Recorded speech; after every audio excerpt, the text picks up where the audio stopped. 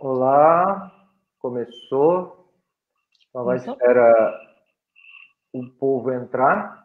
A gente já tem aqui alguns com a gente aqui, Jamile, aqui em que casa. legal.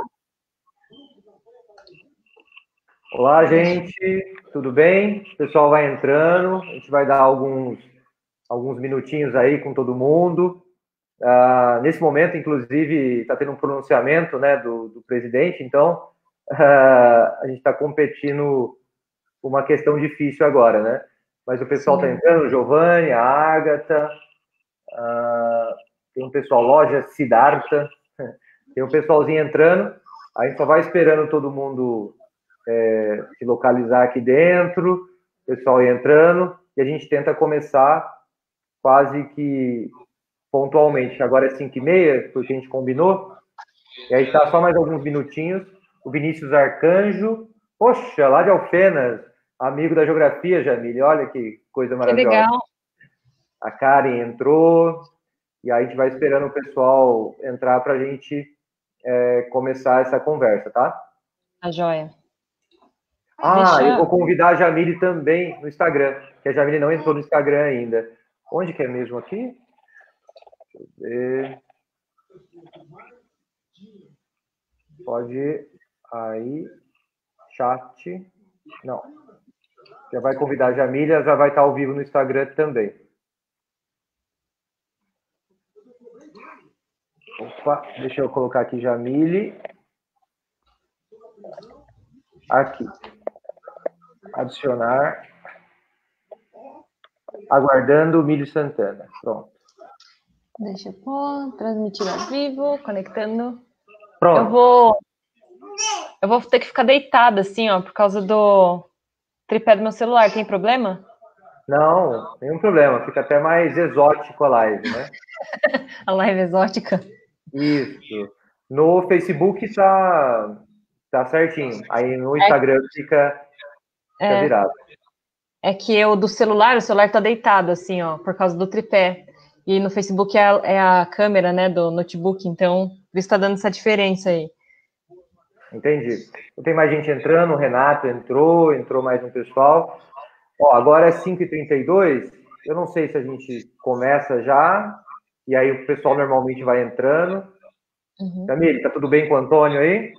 Ele tá aqui do meu lado no carrinho, ensaiando um choro, mas ele tá aqui, tá bonitinho. Então tá bom, já tem a contribuição também do Antônio nessa live, né? Para ele ajudar a gente. A Vivi Cordeiro também entrou pelo Facebook, amiga nossa do cursinho, inclusive. E a gente vai esperando mais algumas pessoas entrarem e a gente começa, tá bom? Tá joia. Alguém sabe se a live do... acabou? O planejamento? Isso. Ainda não. Ainda tá falando. A gente imagina que depois que ele acabar, aqui vai ter mais de 1 milhão de pessoas, né? É a minha projeção. É a minha projeção, né? Bem Mas vamos lá, então. realista. Gente, vamos começar, então, que a nossa experiência nas lives, enfim, vai começando o debate, a conversa, e depois o pessoal vai entrando, vai se esperando. E agora essa participação do Antônio também. E a coisa vai funcionando, tá bom? Vamos lá. Vai? Quer começar? Vamos começar. Jamile, só o pessoal falou que o seu áudio no Insta tá um pouquinho baixo, mas aí, tranquilo. Tá? É que eu tô sem microfone, né, no Insta. Sim, mas tranquilo, dá para ouvir. Pessoal, então, meu nome é Renan, eu vou me apresentar rapidinho, e aí passo para a Jamile também se apresentar, e a gente começa essa conversa, tá bom?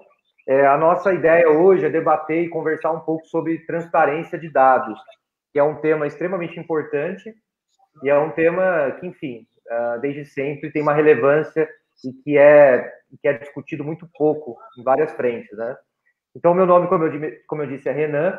Eu sou professor de geografia, sou formado em geografia, fiz meu mestrado em planejamento e gestão do território, e agora meu doutorado eu estou fazendo em geografia. E, enfim, desde sempre eu convivi muito com os dados, né? Dificuldade com alguns tipos de dados. Eu já desenvolvi pesquisa na área de migração, e com isso eu me deparei com essa questão da transparência de dados migratórios. Enfim, eu tenho uma trajetória com esse debate e com essa questão toda. Então, se a Jamile também, aí eu acho que com mais cuidado, porque, enfim, eu acho que o foco dessa conversa vai estar mais com a Jamile, que trabalha propriamente com isso, vai querer se apresentar, por favor. Bom, meu nome é Jamile, eu sou daqui de Mogi das Cruzes, sou jornalista, trabalhei durante 11 anos aí nas redações daqui da região, passei pelo Mogi News, passei pela redação do G1 local. Desde 2010, mais ou menos, eu venho estudando essa área de jornalismo de dados e transparência, né? E aí, em 2018, eu saí da redação para poder me aprofundar um pouco mais nesses estudos e acabei criando o Painel Jornalismo, que é um projeto de jornalismo independente daqui de Mogi região, na verdade, mas o foco é mais Mogi, né? Que tem como objetivo trabalhar com lei de acesso à informação e trabalhar com os dados públicos, né, que são aqueles dados que o governo acaba gerando aí durante as suas gestões, e também um dos objetivos desse projeto além de produzir matérias com esses dados, também engajar o cidadão, aprender, ensinar o cidadão a usar a lei de acesso à informação, que é para todo mundo, e engajar mesmo, né, ele nessa participação e fiscalização da gestão aí, nesse caso municipal. Então, esse tem sido o meu trabalho ultimamente. Ultimamente, na verdade, faz tempo já, né? Que você... Começou em 2010, né, esse estudo aí, como trabalhar com dado, né? Tem uma série de técnica, de métrica, um pouquinho de estatística, que é difícil. Tem as técnicas também de programação para conseguir otimizar todo esse processo de apuração, né? Para lidar com esse volume de informações. Mas e aí isso vem se desenrolando desde 2010, mas desde o ano passado mesmo é que eu estou focada só nisso, né, 100% do tempo focada nesses estudos e nesse trabalho. Entendi. A Ana colocou aqui que o seu som, eu imagino que seja o seu, não sei se o meu também, Ana, se você puder colocar, tá baixo, tá? No Instagram, eu imagino. Deve ser aqui. Será que é melhor então eu trocar, eu colocar o fone no celular em vez de deixar no Facebook? Deixa eu ver. Aí só Deus sabe. No Face, vim no Face, no Insta, o som da Jamile está muito baixo. É isso mesmo, é porque, gente, no Facebook eu tô com fone aqui, com um microfone. E no Instagram eu tô pelo celular, tô sem. Deixa eu inverter, então. Peraí. Talvez se ficar um pouco mais pertinho também, né? Vê se melhorou. Pessoal que tá no Insta. Eu acho que melhorou. O pessoal aqui tá falando que melhorou. Aqui melhorou, né? Legal. E aí no Facebook vai ficar com o som do notebook mesmo. Então tá jóia. Eu vou olhar pro Instagram, eu acho que tem mais gente, né? Tá bom. Gente, então vamos para um dos assuntos aí que está pegando agora, que é a questão do coronavírus. E aí vamos aproveitar aqui a presença da Jamile para, enfim, discutir como um desses trabalhos do painel jornalismo, que ela colocou, que é um trabalho muito bacana, que a gente acompanha já desde aí do início, e como que ela está trabalhando com esses dados, a questão da subnotificação, que é uma discussão que até no Facebook algumas pessoas colocaram, que eu acho que a partir desse debate do coronavírus, e como que a Jamile construiu isso aqui em Mogi, eu acho que a gente pode começar um diálogo interessante, tá bom? Se puder falar, Jamile.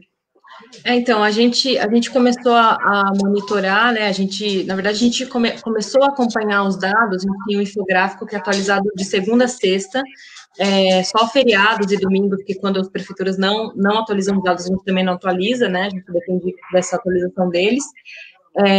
Esse infográfico interativo mostra o histórico dos casos confirmados de Covid-19 na região do Alto Tietê, e é possível fazer uma análise tanto regional, com a soma desses casos e de óbitos, quanto por município, né? Então, a gente consegue ter um visual aí de como está aparecendo esses casos aqui na região.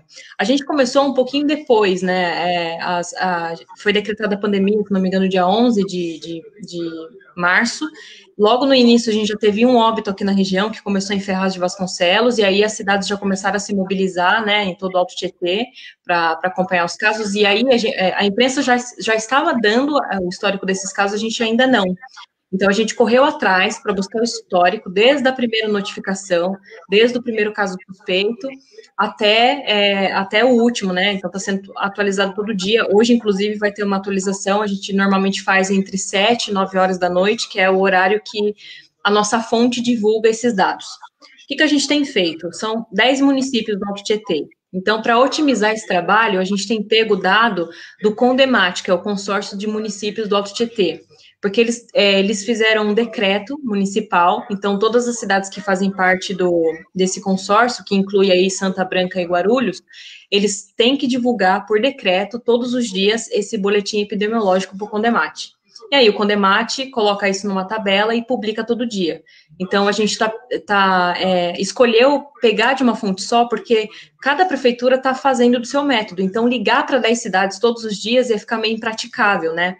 Essa base de dados já está sendo construída à mão, que não seria o ideal. O ideal seria que a gente conseguisse acessar o site, por exemplo, da prefeitura, de forma com um robozinho, né? De forma com um programa que raspasse, a gente chama raspar, né, raspasse esse dado automaticamente para até evitar erro, mas como as prefeituras não têm feito isso, não têm disponibilizado o dado no formato correto, que possibilita esse trabalho, então eu tenho que fazer isso na mão. Então, todos os dias, eu espero esse boletim chegar do CONDEMAT e preencho uma base de dados que eu construí com esses dados de 10 cidades.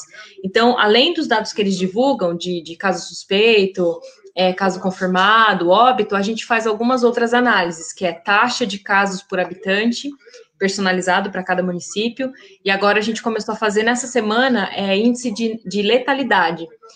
Por que isso é importante? Porque a gente vai conseguir ver que em municípios menores, como Biritiba-Mirim, Salesópolis, que não tem leito disponível UTI ou tem muito pouco, a taxa de letalidade tende a ser muito maior. Então, por exemplo, a gente teve um caso de Covid-19 confirmado em Salesópolis com um óbito. E Salesópolis é uma das cidades que não tem leito de UTI, fica dependendo de outros municípios para conseguir atender esses pacientes. Então, é muito importante a gente manter esse olhar, né, direcionado para ver essas particularidades dos municípios. E essa diferença acontece começa, né, na nossa região, né? A gente pode ver a diferença de como um município tende a lidar com a doença em relação a outro. Então, nos próximos dias a gente vai implementar com outros dados. Alguns dados são difíceis de conseguir, as prefeituras não têm divulgado tudo o que é possível divulgar diariamente, como, por exemplo, a taxa de ocupação dos leitos de UTI, que é uma coisa que a gente não consegue calcular, né, fazer cálculo automático, eles precisam de fornecer esse dado para a gente poder trabalhar e fazer projeção, e a gente ainda não conseguiu esse dado atualizado todos os dias.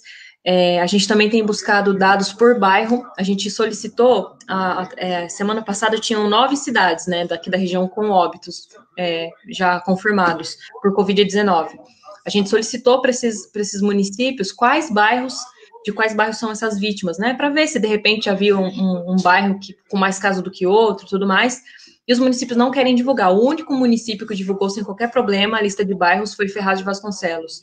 O resto, ou alegou sigilo, que nesse caso não se aplica, ou disse que, não dá, eu não tenho esse dado, e aí não dá para ligar na vigilância e pedir. Então, assim, é bem complicado você conseguir um panorama completo dos municípios, assim.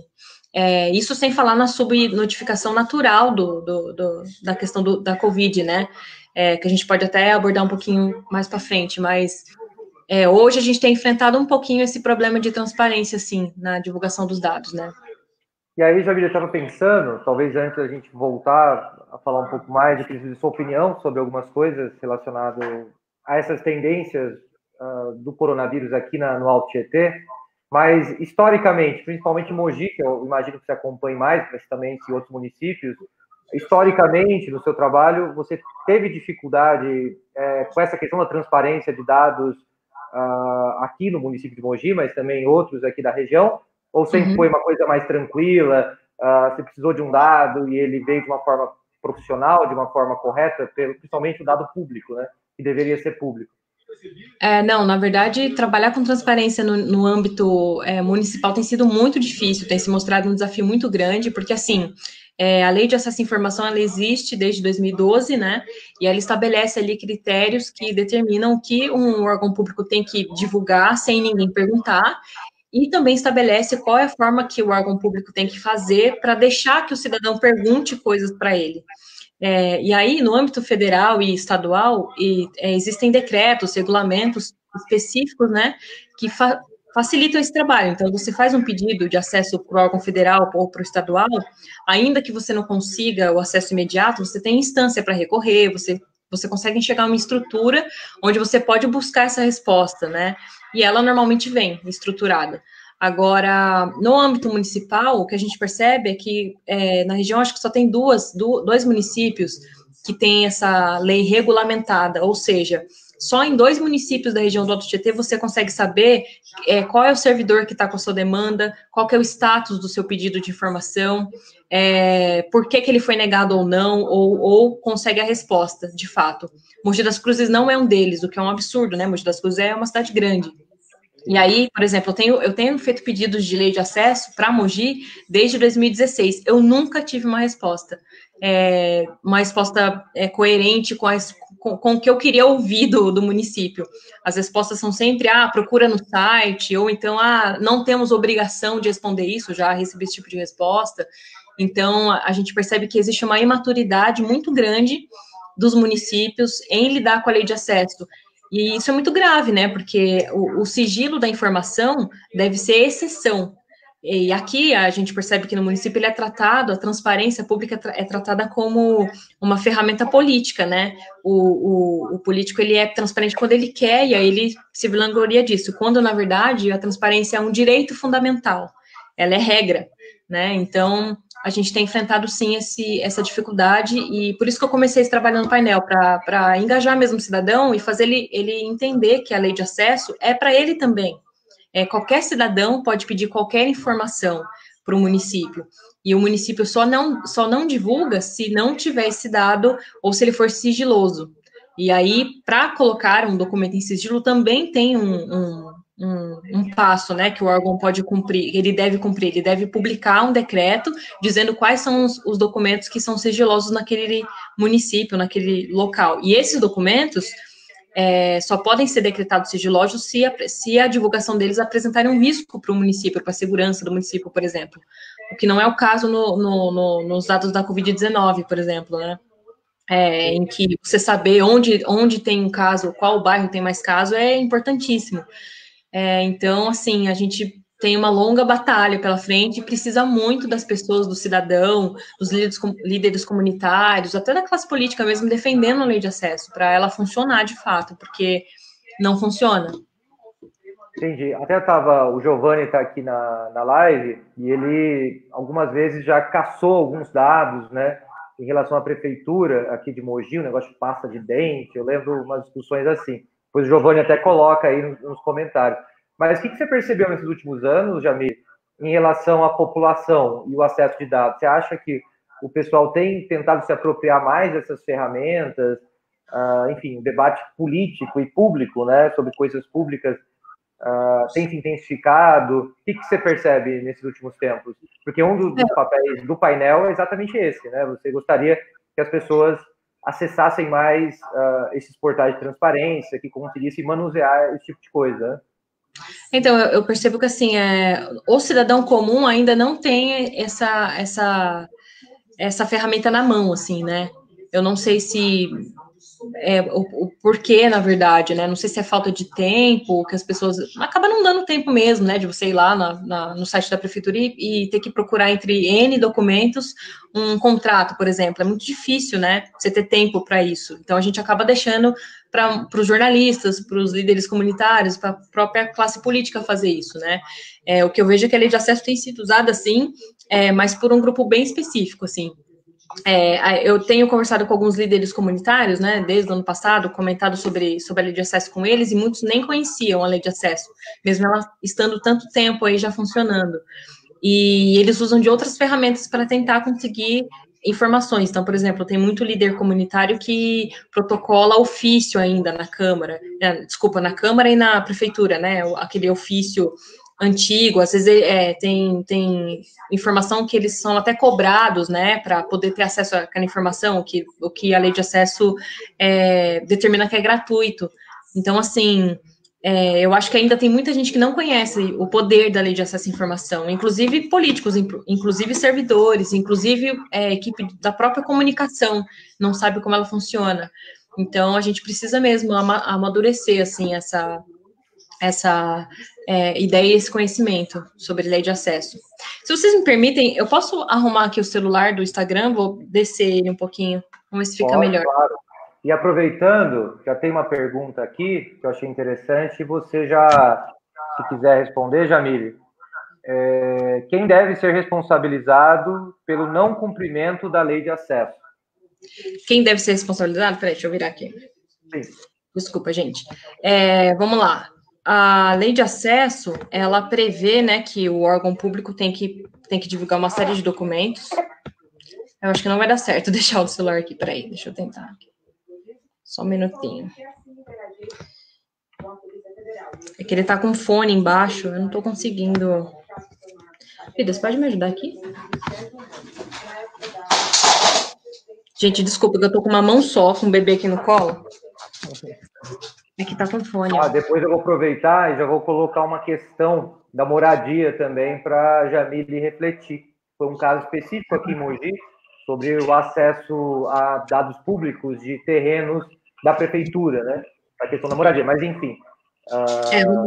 Mas antes a pergunta do Lojas Siddhartha. Então, o ente público, ele é responsabilizado. Então, por exemplo, se eu peço um dado aqui em Mogi, e aí a lei de acesso à informação é descumprida, ou seja, o município não me dá acesso à informação, não me dá o que eu pedi, nem a resposta, e nem a possibilidade de eu ir até a prefeitura pegar essa resposta, que também pode acontecer. Eles não me dão acesso e não dão uma justificativa plausível para me negar esse acesso. Ou seja, esse documento não está em sigilo, não tem justificativa para ele não informar. E eu posso entrar com uma denúncia, ou no Ministério Público, ou no Tribunal de Contas, e aí existe uma apuração, e se for comprovado, né, que há essa irresponsabilidade aí com relação à lei, ele pode ser enquadrado em crime de improbidade administrativa. Já adianto que no Brasil nunca aconteceu uma condenação nessa natureza, mas já aconteceu de prefeituras serem obrigadas a fornecer o dado depois de uma intervenção da justiça. Então, por exemplo, aconteceu isso em Ferraz durante essa pandemia. Um morador lá de Ferraz, ele queria uma informação sobre kits alimentares que vão ser fornecidos aí pela prefeitura para a população, né, para os alunos da rede municipal, e ele não encontrava essa informação nem no portal da transparência e nem solicitando para a prefeitura. Então, ele entrou com uma liminar na justiça, e aí a prefeitura foi obrigada a fornecer esse dado para ele, sob pena de multa diária, caso não fornecesse a informação. Então, assim, esse tipo de movimentação, né, pela disponibilidade do dado existe. Ainda não teve caso de um prefeito que tenha sido até perdido o mandato, que pode acontecer por conta da lei de transparência, porque exige muito, né, uma investigação mais aprofundada, de quantas respostas ele deixou de ter, você precisa provar que existiu uma má-fé desse servidor ou desse ente político em não divulgar o dado, isso é muito complexo, né, mas o previsto na lei é isso. Entendi. Antes de eu voltar para o coronavírus, que talvez seja o debate que a gente possa, a partir dele, discutir a questão da transparência, mas eu queria que você falasse só um pouquinho, Jamile, sobre esse caso concreto que a gente passou aqui em Mogi, através do movimento de moradia. Em 2019, ano passado, teve uma reintegração de 2018, desculpa, uma reintegração de posse lá em Jundiapeba, que 61 famílias saíram. E aí a gente, enfim, acompanhou todo esse processo e a gente começou a procurar, como uma das alternativas, enfim, que também entrar nesse debate, mas terrenos ociosos públicos, que são vários aqui em Mogi, para a gente pensar uma alternativa de moradia, né? Mogi, por exemplo, não tem nenhuma secretaria de habitação, para vocês terem uma ideia, uma cidade do porte de Mogi. E a gente simplesmente não conseguiu esses dados, né? Eles disseram que não tinha esse mapeamento do município e que eles teriam que fazer, e que eles não sabiam quem poderia fazer, e que ia demorar muito tempo. Enfim, enrolaram, né, com todo esse processo, e a gente não conseguiu esse dado, né? É o que você falou, uma coisa muito subjetiva, e que não resolveu o que a gente precisava, né? O que você acha em relação a isso? Enfim. Então, esse tipo de resposta é muito comum, assim, principalmente em prefeitura. Eles usam muito esse argumento de que não há servidor suficiente para elaborar uma resposta para você, porque essa resposta ela tem que vir estruturada para você. Vou te dar um exemplo. A gente solicitou uma lista de organizações sociais que mantêm contratos ativos com a prefeitura hoje. E aí, o que eles responderam para a gente? Olha, tá aqui no site. Aí você entra no link que eles deram, tem 3.000 pastas, com 3.000 contratos da prefeitura. Você teria que procurar pasta a pasta, qual que está vigente e qual não. Aí, como não tem como entrar com recurso em Mogi, porque o portal da transparência é irregular, a gente fez uma reclamação na ouvidoria, e aí o ouvidor me respondeu, dando outro link de algum lugar do site da prefeitura que a gente nem sabia que existia, com a lista ali de organizações sociais da saúde só, ainda estava faltando dado, né, falta da educação, enfim, de outros órgãos, que mantém contratos ativos. Então, quer dizer, desde o começo, a prefeitura teria que ter respondido para mim, com uma tabela, ou num documento do Word, sei lá, de qualquer forma, ali, essa lista, já apurada, né, só, já limpa, só com os contratos ativos. E aí, muitas vezes eles alegam isso, a gente não tem servidor para separar esse servidor e deixar ele só fazendo isso. Nesse caso, o que a prefeitura deveria ter te respondido? Olha, a gente não tem esse dado organizado num documento, por exemplo. Então, você pode vir até a prefeitura a partir do dia tal, e você consulta essa base. A gente vai te dar uma pasta lá com 500 folhas, e você que vai olhar folha por folha e ver qual que é ocioso, qual que não é. Então, assim, quando a prefeitura não pode te dar essa resposta já bonitinha, compiladinha, bonita, ela tem que te dar formas de chegar até esse dado.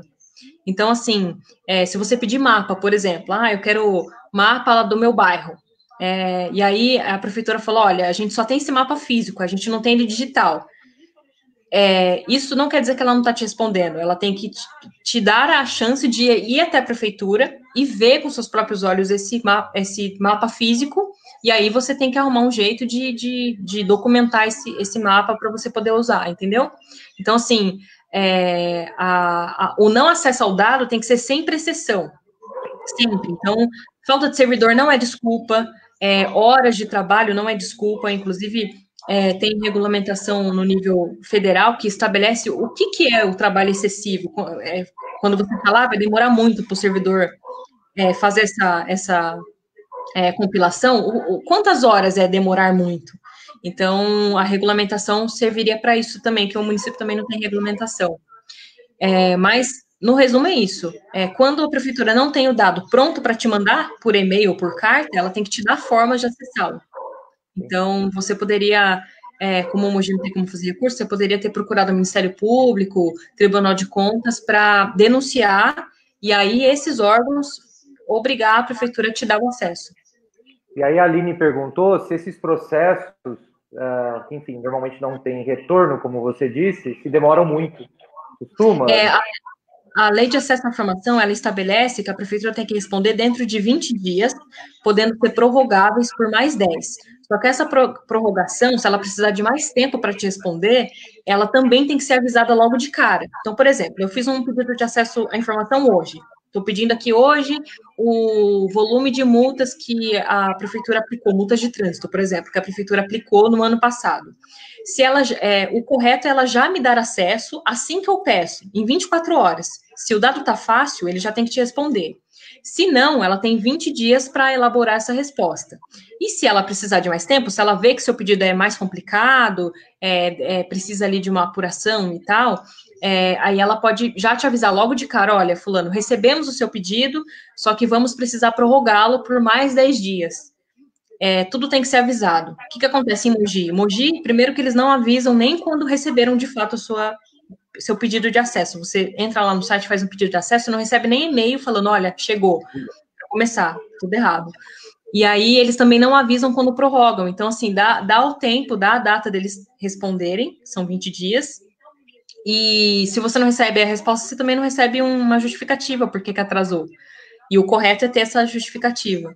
Então, são essas as regras básicas aí que a lei prevê. Mas cada município também pode criar algumas ferramentas próprias, algumas regras próprias para estabelecer datas, retornos, como que você vai acompanhar seu pedido. Olha, a Aline fez uma pergunta interessante, aí eu quero voltar para a pandemia. Se qualquer pessoa pode pedir, solicitar esses dados, se é para algum setor específico ou se é aberto? Qualquer pessoa, qualquer cidadão, não importa cor, classe social, partido político, não importa nada. Qualquer cidadão pode pedir e empresas também podem solicitar. Você pode solicitar dados com CPF ou com CNPJ, como pessoa física ou como pessoa jurídica. Uma coisa muito importante é que é o seguinte, você pode solicitar qualquer dado e a prefeitura ou o órgão que você está solicitando não pode te questionar para que você vai usar esses dados. Então, por exemplo, olha uma coisa muito legal que a gente pode solicitar. A gente pode solicitar os e-mails do prefeito. Todo o e-mail que ele troca no endereço oficial de prefeito, esse dado é público. Tudo que ele conversa ali no e-mail oficial é público. Eu posso solicitar esses dados e a prefeitura tem que me fornecer esse documento sem me questionar por que eu vou usar. Então, assim, a lei de acesso é muito democrática, né? A única coisa que pode acontecer é o seguinte, ela alegar, por exemplo, que lá tem informações sigilosas, né, de pessoa física. Nesse caso, a gente também pode solicitar essa informação, mas pedindo para ela censurar nome de pessoa física, números de documentos, que de repente realmente não tenham relevância, né, pública, para preservar essas pessoas. Mas, como eu disse, o sigilo tem que ser sempre a exceção. No mais, a gente pode ter acesso, inclusive. No âmbito federal, tem um grupo muito legal que trabalha aqui no Brasil, que chama um grupo de jornalistas, né, que trabalham com lei de acesso à informação, que chama Fiquem Sabendo. É um projeto que só trabalha com lei de acesso. E eles têm pedido e-mails de ministros, e-mails de, diplomatas, e aí conseguem fazer várias reportagens com bastidores de decisões políticas com base nesses documentos. E aí eles têm que fornecer, o governo tem que fornecer, porque o dado é público. Nossa, interessantíssimo. E a gente não tem ideia, né? Sim, muito interessante. O que é possível pedir e que é aberto para todos, né? Muito, muito interessante. Camila, eu estava pensando sobre a questão do acesso, que você disse no começo, de leitos, né, de UTI, em relação a essa pandemia aqui no Alto Tietê. Eu gostei muito daquela análise que você fez em relação a Salesópolis, né, a Peritiba, e o impacto que vai ter se isso se espalhar, né, se difundir muito, dependendo do município. Queria que você falasse um pouquinho mais sobre essa questão dos leitos aqui e como que você está trabalhando com esse dado, qual a dificuldade você está tendo desse acesso, né? A gente está trabalhando numa base. Nossa, eu assustei o Antônio que está dormindo. Tadinho. A gente tem acesso a uma base do DataSUS sobre leitos, leitos no município inteiro, do Brasil inteiro, leitos disponíveis, né? E aí, estima-se que 20% desses leitos são direcionados a pacientes com Covid-19. Só que o que acontece? Tem cidades que têm condições de fornecer leitos a mais, não só 20%, e tem cidades que não. Então, é muito subjetivo a gente só trabalhar com esse dado cru do governo federal. A gente precisa do dado local, a gente fica dependendo desse dado local. Então, a gente perguntou, né, para a prefeitura, eles responderam que, se não me engano, tem 106 leitos disponíveis para pacientes com Covid-19. A cidade tem um pouco mais de leitos no geral, mas 106 estão sendo usados para Covid-19. Mas tem cidade que não, né? Então, usar só o dado nacional é bem complicado. A gente está questionando prefeitura por prefeitura como que isso está acontecendo, mas assim, vai no ritmo deles a resposta, é bem, bem difícil.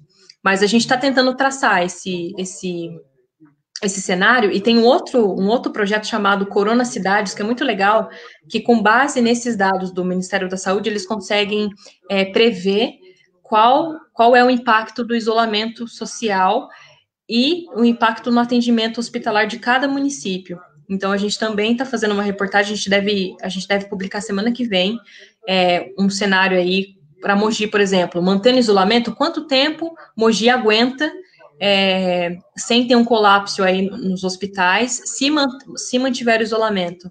E é uma proposta muito legal, né? É uma projeção muito bacana que você faz através de dados. Mas, assim, no geral, o acesso é difícil. Nossa, é muito interessante. Pena que live tem essa questão de tempo e disposição de todos também. Mas, Jamil, olha que interessante. O José Alberto, ele fez um comentário aqui no Facebook, eu vou ler, e aí a gente podia conversar um pouco, que é clássico, discutir transparência hoje em tempos de internet, de redes sociais, fake news, né?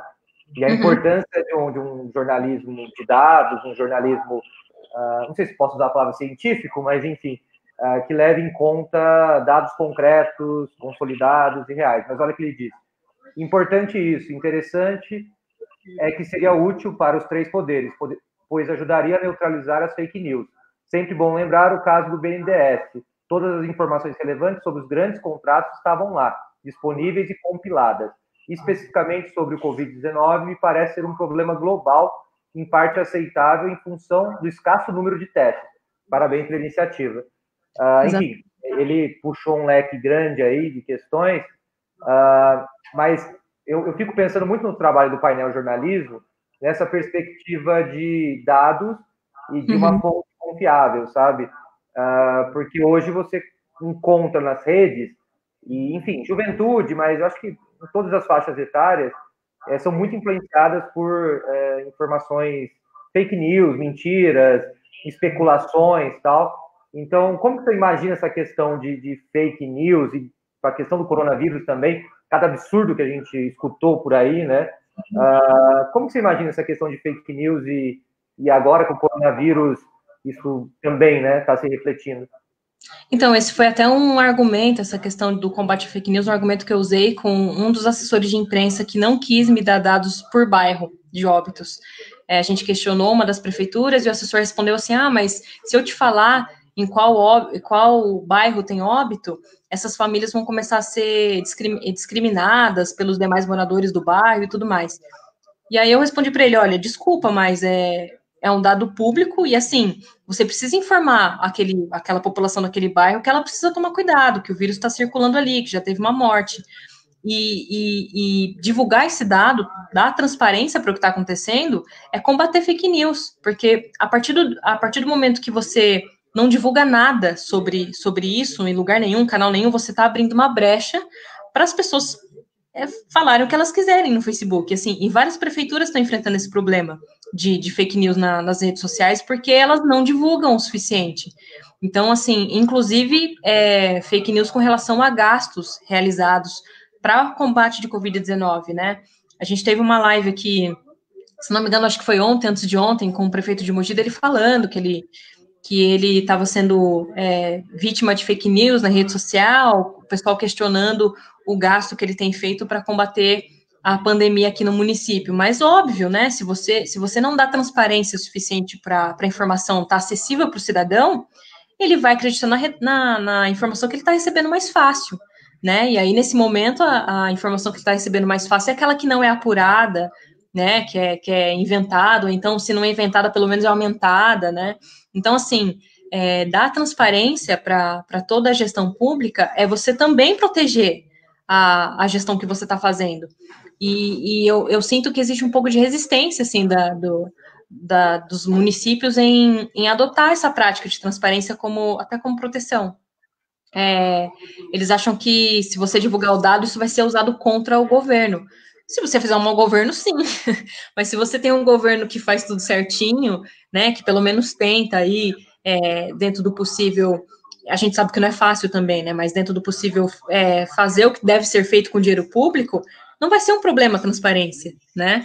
Você, inclusive, vai conseguir conscientizar o cidadão de que ele precisa ter mais consciência. Por exemplo, a gente estava tentando saber onde já teve caso de morte, por exemplo, pelo Covid-19 aqui em Mogi, para conseguir saber se aquela flexibilização que o comércio está querendo fazer no centro vai impactar ou não no número de mortes ali no futuro, daqui a 1 ou 2 semanas.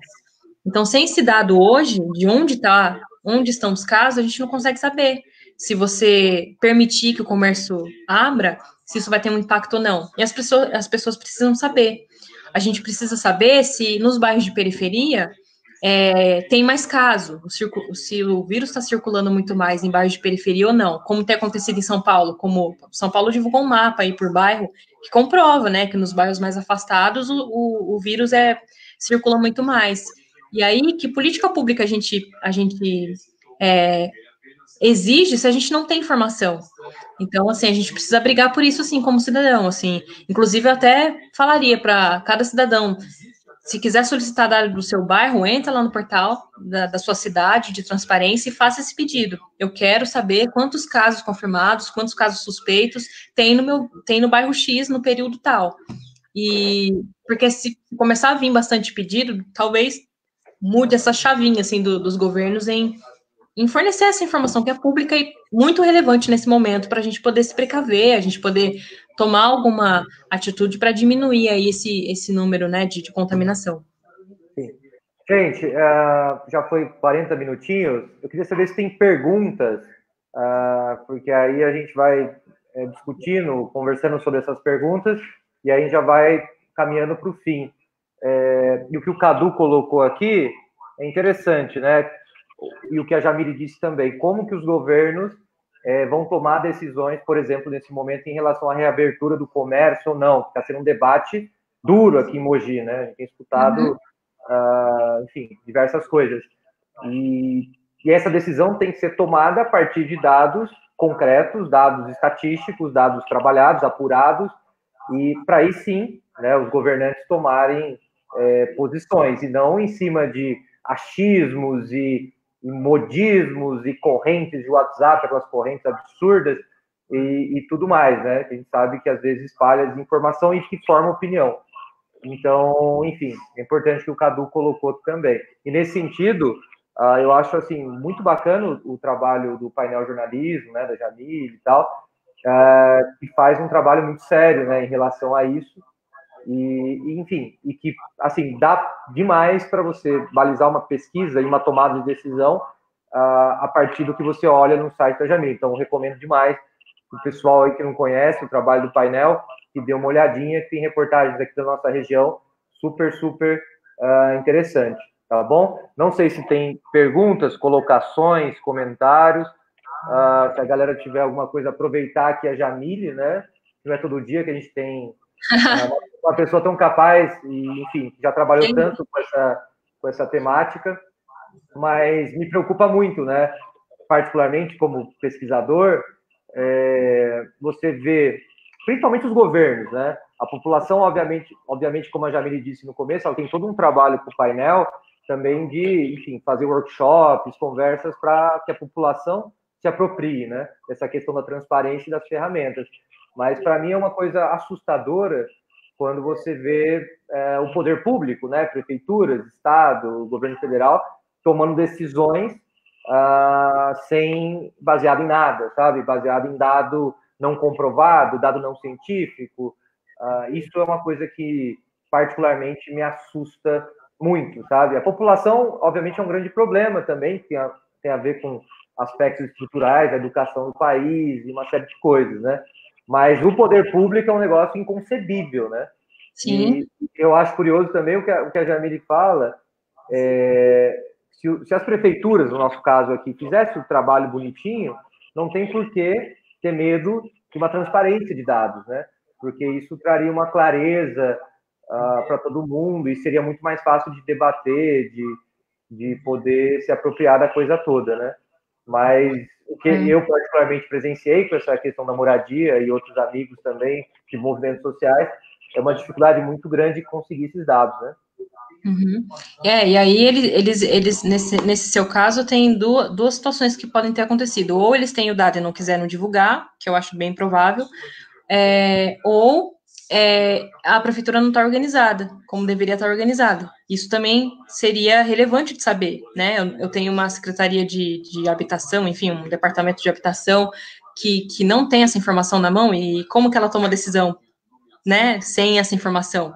Então, é bem delicado, assim, acaba expondo esse lado da gestão, e eu acho que é por isso que eles têm tanto medo da transparência, né, como isso no Brasil inteiro, né? Sim, e assim, para mim também é uma coisa complicada, o que você imagina, pelo menos o que eu imagino? que uma prefeitura como a de Mogi, uma população aí de mais de 400 mil habitantes, uma cidade, enfim, próximo de São Paulo, cidade de São Paulo, Vale do Paraíba, que inclusive o Pietro está aqui na live, aqui de São José, que você teria uma estrutura e um corpo técnico mais profissa, mais capaz para gerar dados, por exemplo, espacializados do município. Né? E aí a gente fica muito se questionando, poxa, para a questão do IPTU, que aconteceu há pouco tempo aqui no nosso município, eles têm o dado, tem a foto aérea, tem tudo. Né? E aí, quando você pensa numa alternativa habitacional para um município que tem um problema grave, você tem todo o empecilho. Então, me parece muito mais uma questão de falta de vontade do que capacidade técnica, mas, enfim, qualquer um dos dois seria um problema. O Cadu tá mandando... Opa, pode falar, Gabriel. A gente tem até um exemplo do que você está falando. A gente pediu um dado sobre... Ai, caiu. Desculpa. A gente pediu um dado sobre imóveis alugados aqui em Mogi, pela prefeitura, e eles responderam que não tem esse dado organizado. E aí, passaram alguns dias, a gente estava vendo um documento, né, no legislativo, que tinha uma lista dos imóveis alugados, que era exatamente o que a gente estava pedindo.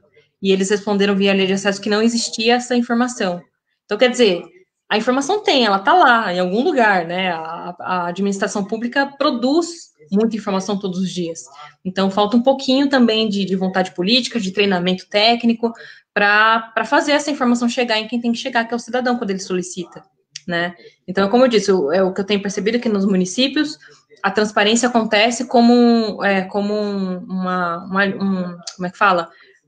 Um atributo político. Olha, eu sou bonzinho, eu proporciono a transparência, mas nunca é no tempo do cidadão, é sempre no tempo de quem está no poder, sabe? E isso está errado, tem que ser invertido. A transparência é a regra e sigilo é a exceção.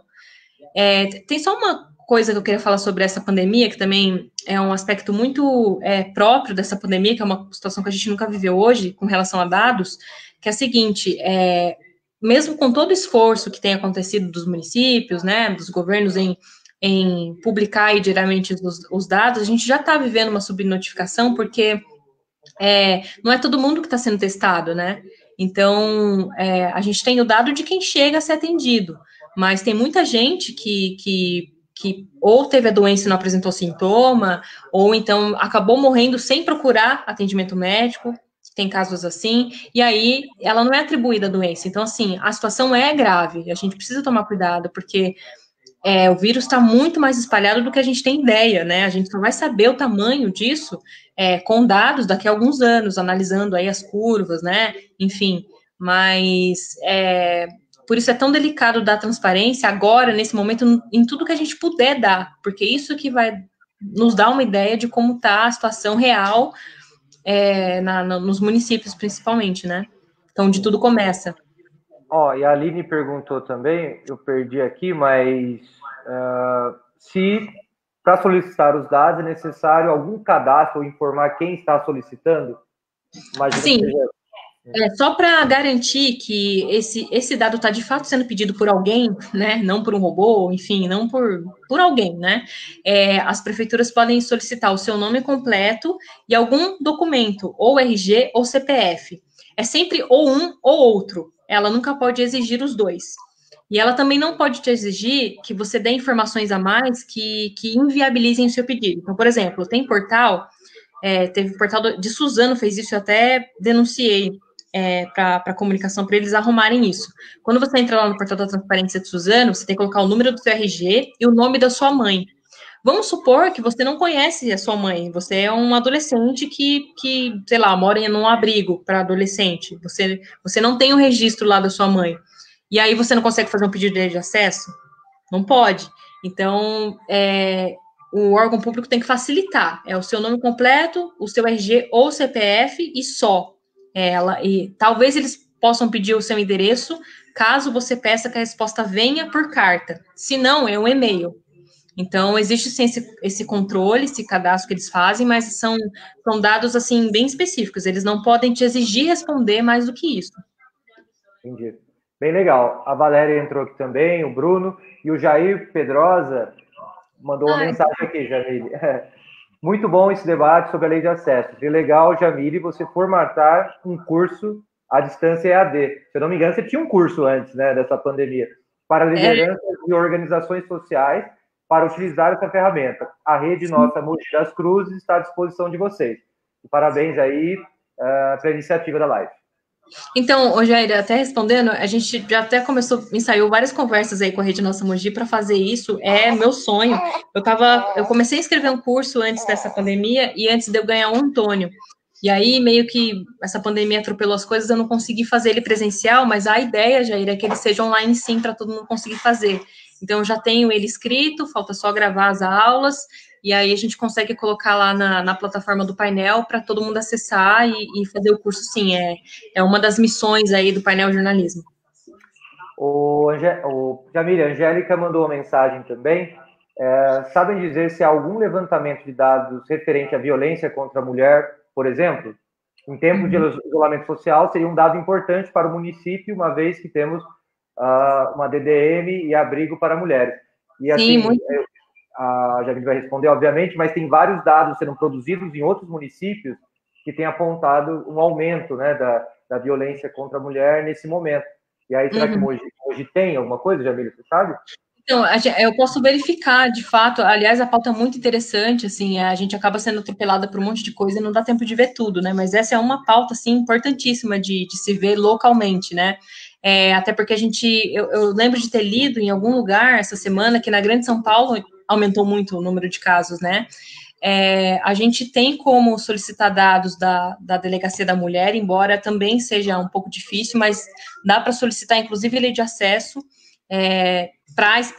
específico para Mogi, porque, olha, a delegacia tem, Polícia Civil tem esse dado, a gente tem Tribunal de Justiça com dados de medida protetiva, já trabalhei com esse dado também relacionado à violência contra a mulher, então, assim, tem algumas fontes que dá para a gente solicitar, cruzar e ver, sim, como é que está a situação com relação a outras épocas, né, antes aí do isolamento, da pandemia. Muito boa pauta, inclusive. Obrigada, Angélica. Gente, eu estou pensando já caminhar para o fim, e aí o Cadu colocou, Jamile, eu acho que é uma boa pergunta, o que vocês pensam, painel jornalismo para o futuro? Então, o nosso objetivo, eu vou falar bem rapidinho, que eu acho que já está acabando o tempo, né? Mas, assim, o painel jornalismo, ele é um projeto de jornalismo independente. O que isso quer dizer? Isso quer dizer que a gente não funciona nos moldes de uma mídia normal. Uma mídia normal, tradicional, né, que a gente vê, ela é uma empresa, ela gera renda. Então, ela sobrevive de anúncios, né, para pagar seus funcionários, enfim, para manter as coisas funcionando. Quando você tem um projeto independente, isso quer dizer que vender anúncio não é uma renda que a gente conta. Então, a gente trabalha de graça, eu tenho trabalhado de graça, a gente não tem renda para manter o painel. E isso nos proporciona muitas coisas, entre elas a liberdade de trabalhar com dado que a gente quiser, inclusive dados que venham a questionar empresas, né, a empresas que trabalham para órgãos públicos, enfim, dá para a gente uma independência. Por outro lado, a gente fica sem essa base de estrutura para poder trabalhar com grandes reportagens, a gente fica dependendo de doação e de financiamento de órgãos específicos, né, que financiam jornalistas. Bom, mas dito isso, a gente tem, assim, prevendo aí para o futuro, aumentar o número de matérias guiadas por dados, né, dar mais visibilidade para esses dados, conseguir mudar um pouquinho a mentalidade da mídia tradicional para o uso de dados, né, na verdade, trabalhar em parceria com eles para proporcionar essas matérias baseadas em dados. A gente fez uma parceria muito legal com o Diário de Suzano e com o Gazeta, que está divulgando o nosso infográfico da Covid-19. Então, quer dizer, se a gente juntar forças, a gente consegue fazer matérias muito bacanas, investigativas, com dados.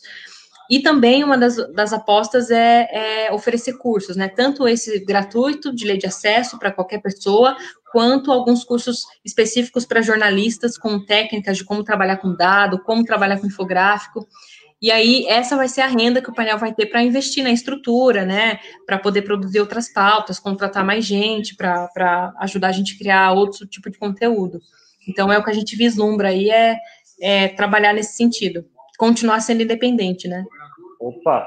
E é muito, muito legal porque, enfim, a gente que atua em alguns movimentos sociais aqui em Mogi, para refletir algumas realidades, a gente já usou algumas matérias do painel, né? Que legal. Então, e eu imagino que talvez outros grupos, outras pessoas tenham, para analisar um fenômeno, alguma coisa que está acontecendo aqui, tenham usado o painel. E é uma ferramenta muito, muito interessante, né? Sim. Enfim, gente, eu imagino que seja isso, porque vai bater 1 hora e aí eu imagino que caia tudo aqui a live, pare tudo. Então eu vou encerrando aqui com a Jamile. Agradeço ao pessoal que acompanhou, enfim. E a gente vai tocando aí, vai tocando o mundo. Esperamos que essa questão toda do coronavírus, do Covid-19 se resolva, e outras coisas mais também, tá bom? Abração para todo mundo. Jamile, não sei se quer fazer um último. Eu queria agradecer essa oportunidade, né, de falar de transparência. Eu acho que a gente tem mudado, sim, a nossa mentalidade para isso. A gente tem visto a importância que tem a gente ter informação na mão, né, para poder cobrar melhor aquelas pessoas que a gente escolhe para administrar para a gente, né, nossa cidade, nosso estado, nosso país. A gente vê o peso que não ter acesso a essa informação a nível federal, por exemplo. Então, é isso, assim, muito obrigada pelo espaço e estamos à disposição sempre que quiserem falar sobre lei de acesso, transparência, a gente está aí. Beleza, obrigadão, Jamile. A Eugênia só entrou agora, só tristeza, né, mas estou brincando. Enfim, agradecemos todo mundo e até a próxima, gente. Obrigado. Até mais, tchau. Vamos tentar desligar agora.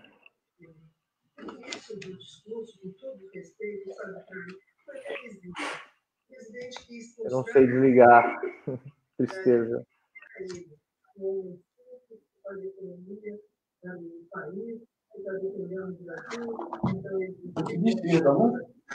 Não, safado. Nossa, meu braço. E aí, como você acha que eu fui? Eu te disse para parar fazer isso. Eu separei um monte de coisa para falar, mas ele foi tomando outro rumo a conversa. Por quê? O que você acha que não foi legal alguma coisa? Foi legal, sim. É só questão técnica mesmo.